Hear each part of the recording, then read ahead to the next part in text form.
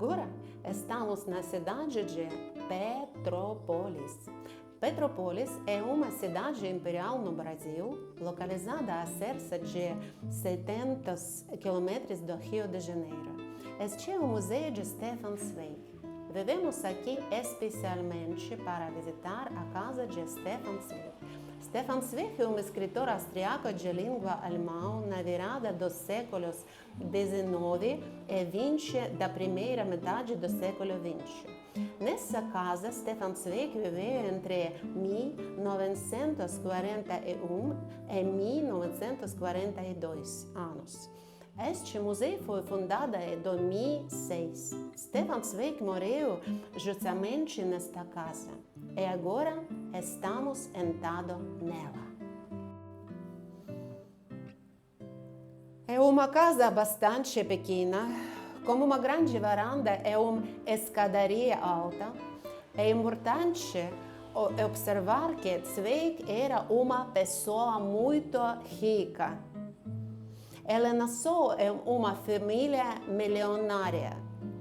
Esta casa é muito moderna para a resistência de um escritor mundialmente conhecido. É o lugar onde ele viveu nos últimos anos de sua vida, antes de sua morte. Agora vamos tentar observar e compreender os sentimentos que caracterizaram os últimos anos de vida do escritor.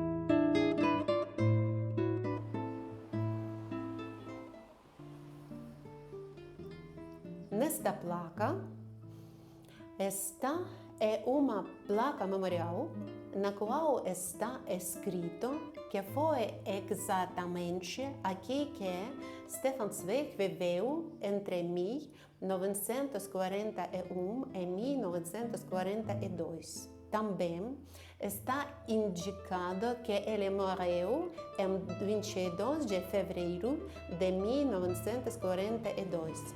Ele foi sepultado aqui mesmo, na cidade de Petrópolis, em 23 de fevereiro de 1942.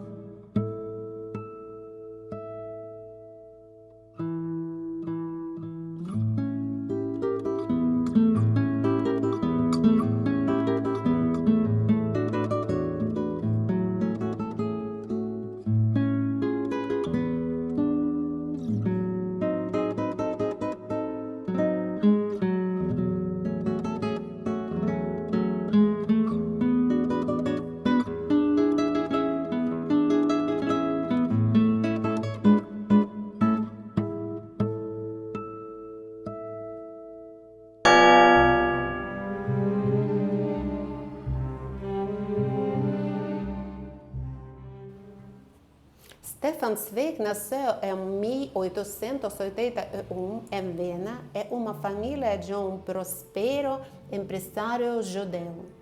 Recebeu uma educação clássica e, em suas memórias, escreveu muito sobre a sua infância. Ele cresceu em um ambiente de grande prosperidade e tinha acesso ao melhor.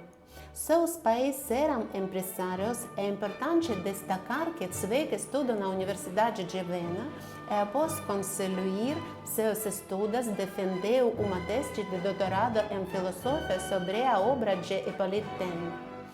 Ele foi um escritor de grande sucesso, reconhecido ainda em vida. Já nas décadas de 1920 e 1930, suas obras eram traduzidas para muitas línguas estrangeiras.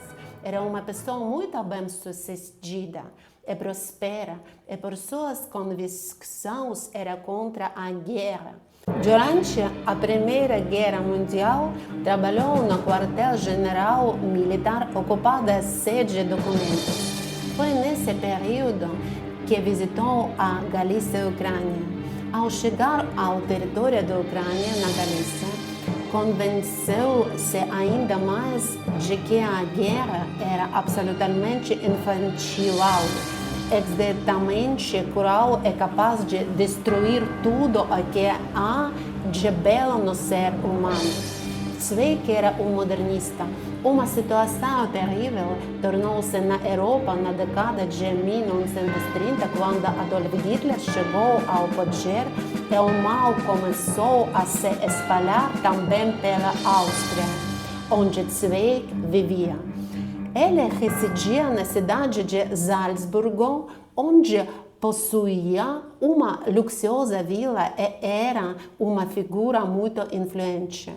No entanto, é importante enfatizar que, por sua origem judaica, ele constava em listas elaboradas pelas autoridades alemãs, segundo as quais deveria ser executado. Assim, quando a Áustria foi ocupada pelos nazistas, foi obrigado a vender sua casa por um preço muito baixo. Casa onde havia vivido 20 anos muito felizes. Já no início do século XX, entre 1905 e 1917, Zweig viajou muito. Ele visitou países importantes do mundo, como a Grã-Bretanha, Londres, Paris e Espanha. Na década de 1920, esteve no Império Soviético, na Índia, na América, nos Estados Unidos da América e na América Latina. Todos estes países estavam abertos para eles, mas quando foi obrigado a emigrar por causa do regime político em seu país, as circunstâncias já eram completamente diferentes. Primeiro, mudou-se com sua esposa para a Grã-Bretanha, para Londres. Depois, ao saber que havia planos na Alemanha para ocupar a Grã-Bretanha, e que existia um livro no qual constava uma lista de judeus que deveriam ser executados durante a ocupação da Grã-Bretanha e que seu nome estava incluído nessa lista, ele mudou-se para os Estados Unidos da América, para Nova York. Em 1939, ele ainda vivia em Londres e em 1940 já se mudava para Nova York. Depois de Nova York, em 1941, mudou-se para o Brasil. Agora estamos em outra sala. Nesta casa há apenas 2 cômodos. Há uma varanda e também um pátio interno aberto. Nesta sala posso supor que era justamente o escritório onde ele escrevia. Aqui também se encontra sua máscara, mortuária, feita após sua morte por suicídio. Durante a sua vida, ele foi um intelectual e manteve contato com figuras proeminentes qualquer século. Entre as figuras proeminentes com as quais Zweig se relacionava estavam Rilke, Romain Rolland, Freud, Thomas Mann, James Joyce, Rius Rodel, Hesse, Wells, Paul Valéry. E, naturalmente, ele discutia com eles os seus projetos. Ele era uma pessoa muito influente e, quando já se encontrava no exílio, quando a Áustria foi ocupada, fez muitos pelos refugiados judeus que também foram obrigados a deixar suas casas e a mudar-se para outros países. Ele era muito reconhecido e influente. Era uma pessoa muito próspera. Era muito organizado e escrevia todos os dias. Após o café da manhã, depois do café, às 9 horas, já começava a escrever. A cidade em que nos encontramos agora, Petrópolis, é pequena. E, naturalmente, depois de Londres, depois de Nova York, depois de Paris, surgem perguntas. Por que Stefan Zweig veio exatamente para cá? O que ele fazia aqui? E por que terminou a própria vida por suicídio? Aqui. Temos cartas nas quais Zweig explica o motivo de sua morte.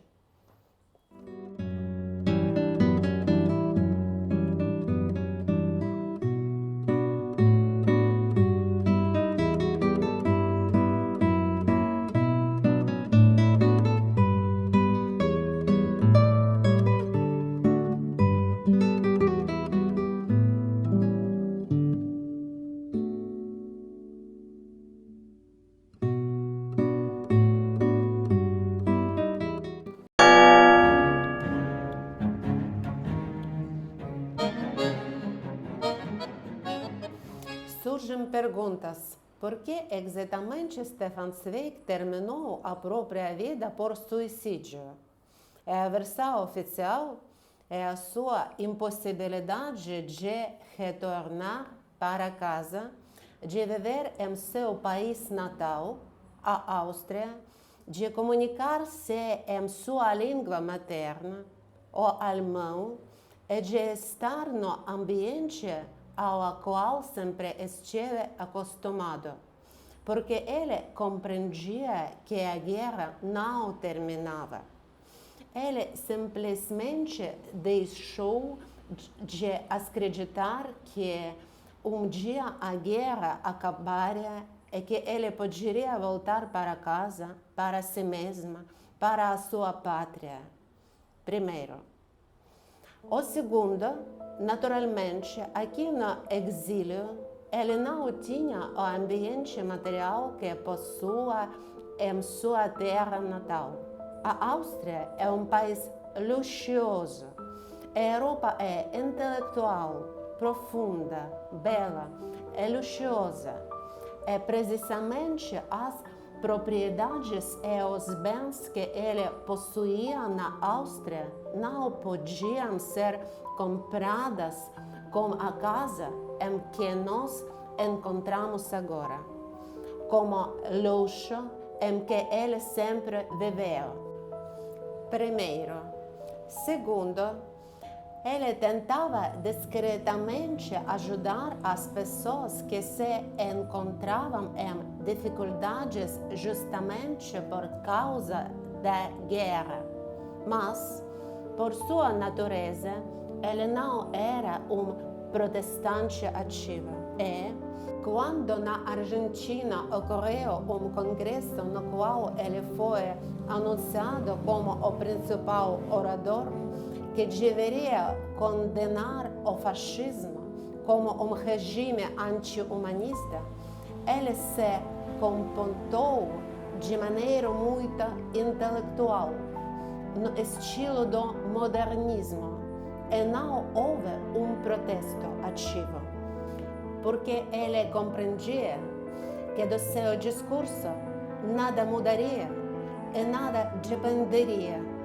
Todos ficaram decepcionados com essa intervenção. E isso foi percebido pela comunidade como uma fraqueza, pois ele não conclamava ativamente ninguém ao protesto e à ação.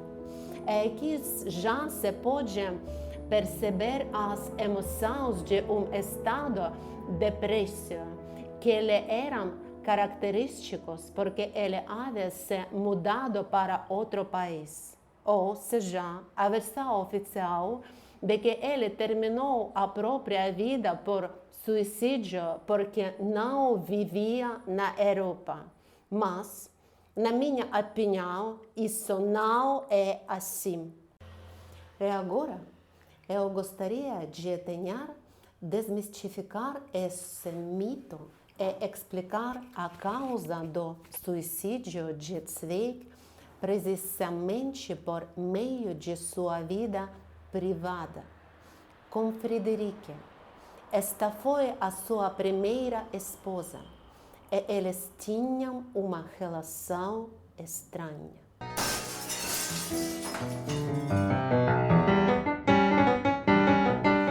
Stefan Zweig foi casado com Friederike. Esta foi a sua primeira esposa. E eles tinham uma relação estranha. Em geral, não é muito claro como eles se conheceram, porque ele era representante de uma família de indústrias.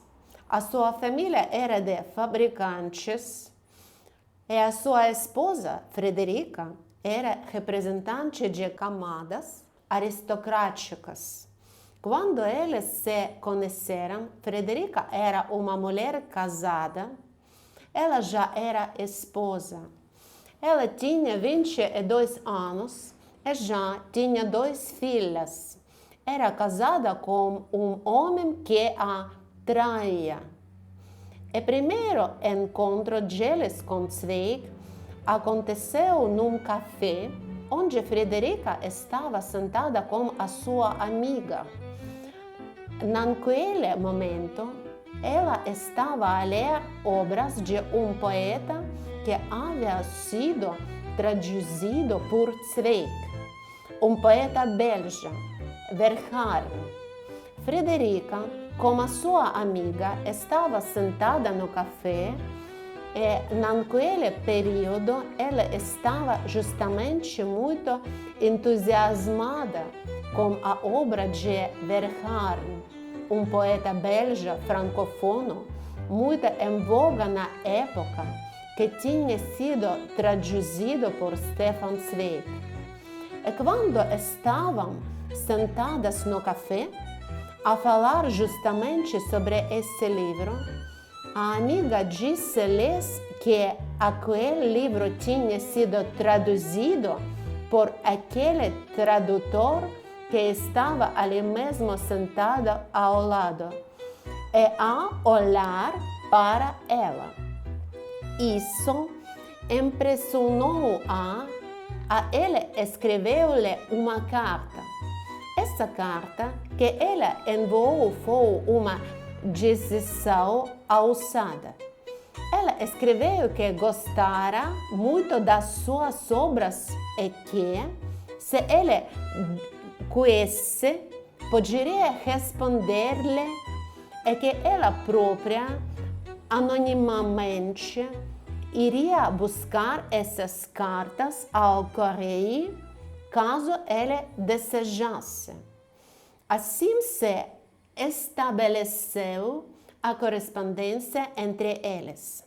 Ou seja, encontraram-se através do amor pela literatura, porque Zweig já era escritor e Frederica também escrevia. Ambos eram, de certo modo, intelectuais deslocados. Além disso, o marido de Frederica traía-a e ela naturalmente sentia-se ofendida. E toda a sua vida lhe parecia desinteressante. E a comunicação com Stefan Zweig dava-lhe um novo impulso para o seu desenvolvimento. Depois dessa correspondência, naturalmente, numa certa manhã, eles encontraram-se juntos na cama. Zweig era muito amante da liberdade e logo de manhã disse diretamente a Frederica que não valia a pena, que era muito importante não atribuir grande significado a esse acontecimento íntimo, que isso não significava absolutamente nada. E Frederico aceitou essas regras do jogo. Eles continuaram a comunicar e Zweig parte para Paris.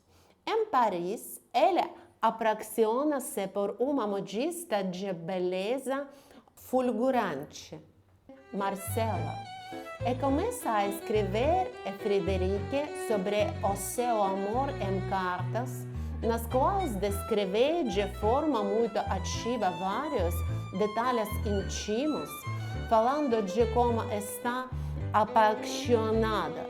Naturalmente, para Frederica era muito doloroso receber tais cartas, porque ela estava apaixonada por ele, mas era uma mulher muito refinada, inteligente e intelectual e entrou nesse jogo. Em vez de sentir ciúmes ou de acusar de algo, ela compreendeu que ela ansiava profundamente por liberdade. Por isso, disse-lhe que estava muito feliz por Paris-lhe ter proporcionado uma surpresa tão especial, e neste tom calmo continuou a escrever-lhe cartas. Ele responde-lhe e dava cada vez mais detalhes, enquanto ela não reagiu a essas provocações. Em certo momento, Stefan pensou que poderia perdê-la, e até que talvez já a tivesse perdido.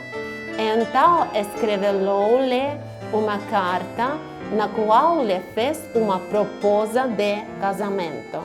Depois disso, ela divorciou-se do seu marido e casou-se com Stefan Zweig.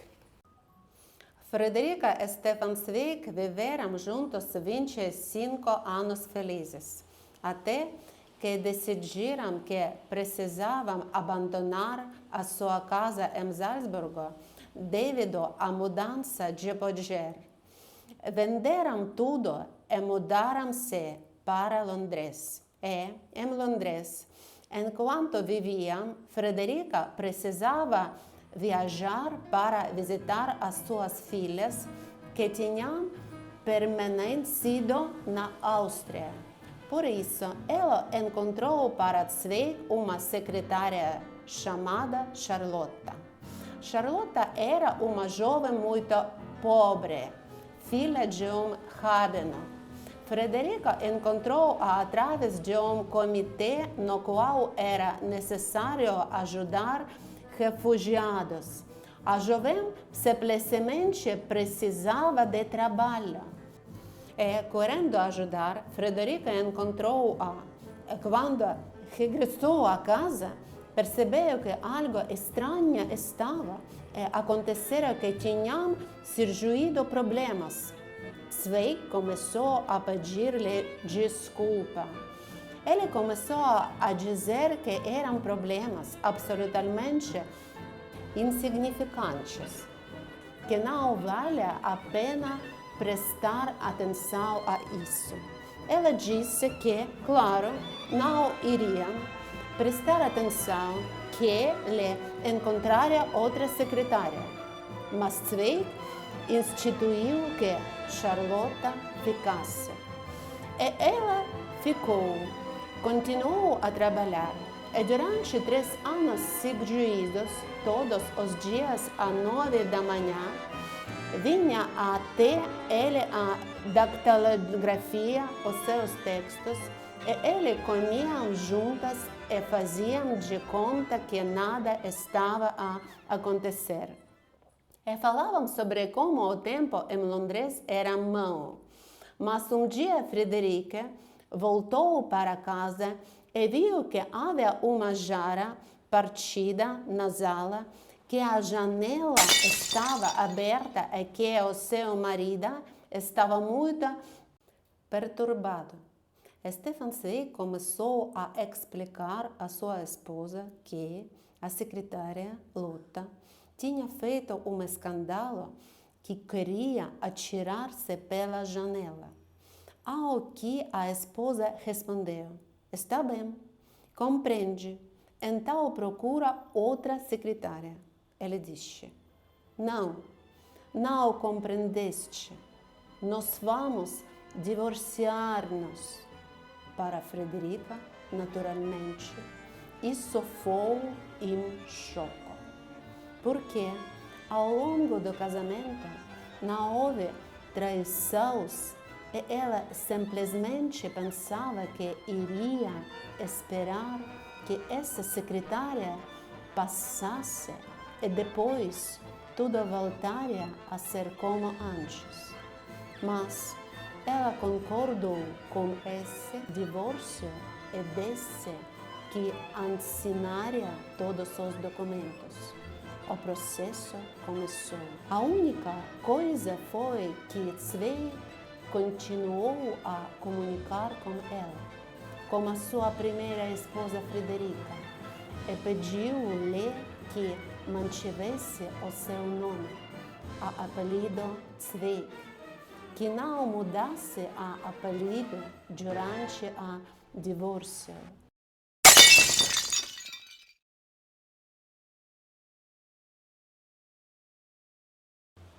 Mas, quando passaram 2 semanas, ela recebeu de Stefan Zweig uma mensagem na qual ele dizia que tudo aquilo era um absurdo e que não haveria divórcio, que era preciso cancelá-lo. E quando ela ouviu isso de Stefan, compreendeu qual era a essência da situação. Lembrou-se de como, certa vez, em Salzburgo, eles passavam a noite depois do trabalho e encontraram um casal, um homem idoso ao lado de uma jovem. Era difícil para ele mover-se e a jovem ajudava-o.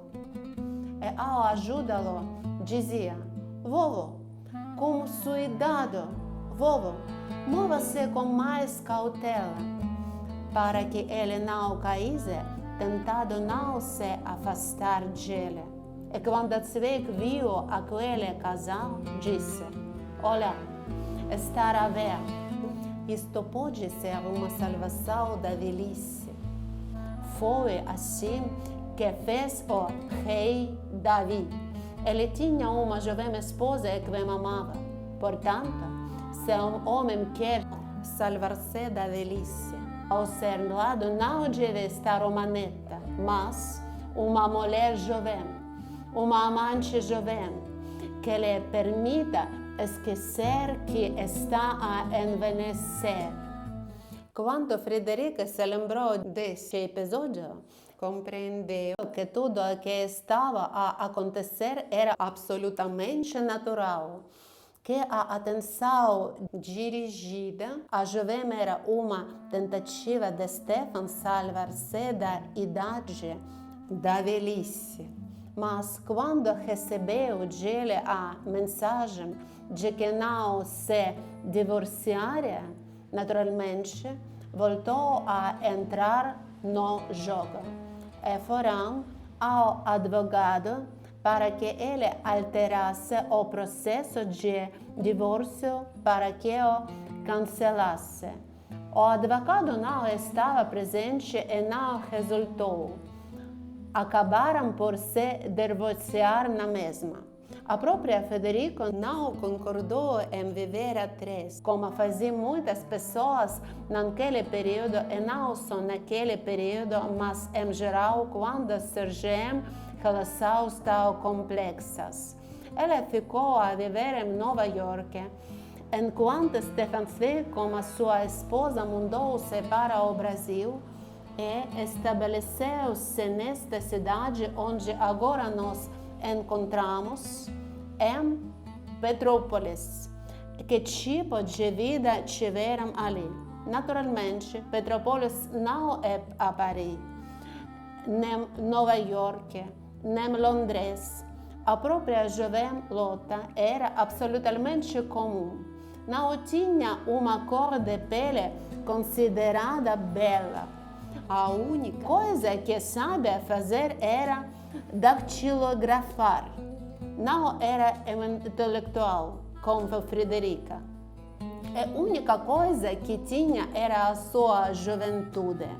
E quando Zweig ficou a sós com essa jovem mulher, naturalmente, sentia a falta de todas aquelas conversas que tinha com a sua primeira esposa, graças às quais tinham vivido uma vida tão intensa e tinham produzido tanto.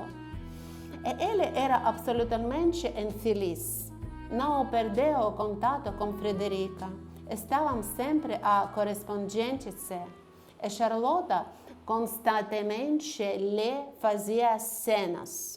E em certo momento, ele simplesmente não suportou mais. Decidiu que não valia a pena viver como estava a viver. E escreveu sobre isso a sua primeira esposa, dizendo que não se tornara David, que nada resultara e que tinha sido grande erro divorciar-se e que não devia ter se divorciado. Então Frederica compreendeu que precisava trazê-lo de volta, que era preciso colocar tudo nos seus devidos lugares.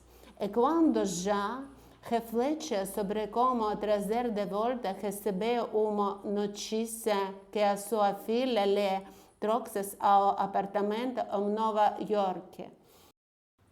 Os jornais informaram que Stefan Zweig e a sua esposa tinham posto fim às suas vidas. Isso aconteceu em 22 de fevereiro de 1942. E agora quero traçar alguns pequenos paralelos. Na verdade, não é 22, mas 23 de fevereiro. Esse é o dia interno de Zweig. E no dia 23 de fevereiro, no ano de 2022, ocorreu uma escalada do conflito da guerra na Ucrânia. Surge assim, na minha consciência, um cruzamento simbólico.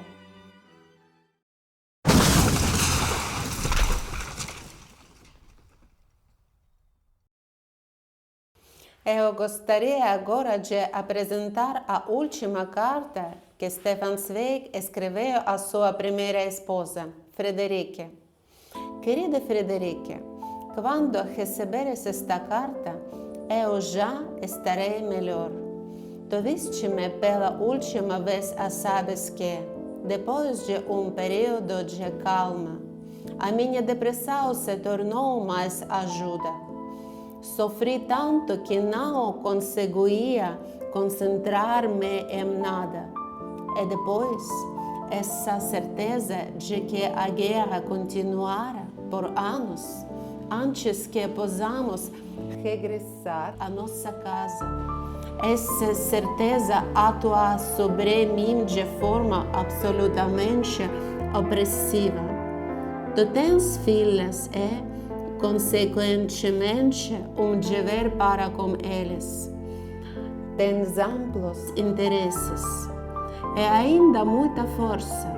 Tenho a certeza de que verás tempos melhores e de que compreenderás porque rezao eu, com a minha depressão, já não posso esperar por muito mais tempo, e aprovarás a minha decisão.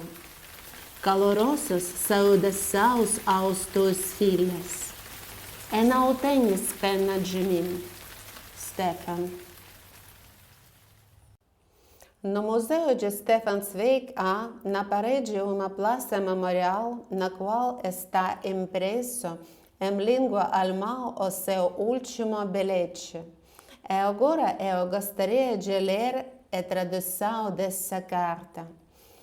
Se eu deixo esta vida por minha própria vontade e com intenções claras, sinto-me obrigada a cumprir verdadeiro dever, agradecer sinceramente este maravilhoso país, o Brasil, por me ter oferecido tanta bondade e acolhimento hospitaleiro para o meu trabalho.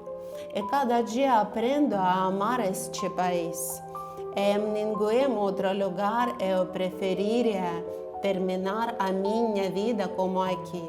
Depois que o mundo da minha língua materna desapareceu e que o meu lar espiritual, a Europa, foi destruído. Mas, depois do ano de 1919, após a Primeira Guerra Mundial, será necessário esforço especial para recomeçar tudo desde o início. Eu lamento, depois se esgota em longos anos de sofrimento. Assim, considero que é melhor fazê-lo a tempo e com atitude correta, antecipadamente, seguindo o princípio espiritual de que, na maioria das vezes, a paz e a liberdade pessoal são sempre o bem supremo na terra. Saudações a todos os meus amigos, que eles possam desfrutar da manhã. Ainda vejo o rubor depois de uma noite quente. Sou demasiado impaciente, sigo em frente. Esta é a versão oficial, o relato oficial. Mas a minha convicção é que, se ele não se tivesse divorciado da sua esposa Frederica, teria vivido muito mais tempo e teria escrito ainda algo que nós poderíamos ler. E teria concluído Clarissa, embora, nesse caso, muito provavelmente ele não teria vindo ao Brasil, mas teria permanecido a viver em Nova York. Na história não há possibilidade de fazer omissões. Ela já aconteceu. Ele já se divorciou. Ele já morreu. Obrigada pelas suas obras maravilhosas, pela organização e pelo prazer que proporcionam. Stefan Zweig tinha medo da velhice. Por isso, divorciou-se da sua primeira esposa e casou-se com outra, mais jovem. Mas era preciso temer não a velhice, e sim a solidão espiritual, na qual ele se viu mergulhado ao lado da jovem nova esposa, que não sabe conversar. Nem só de sexo vive o homem.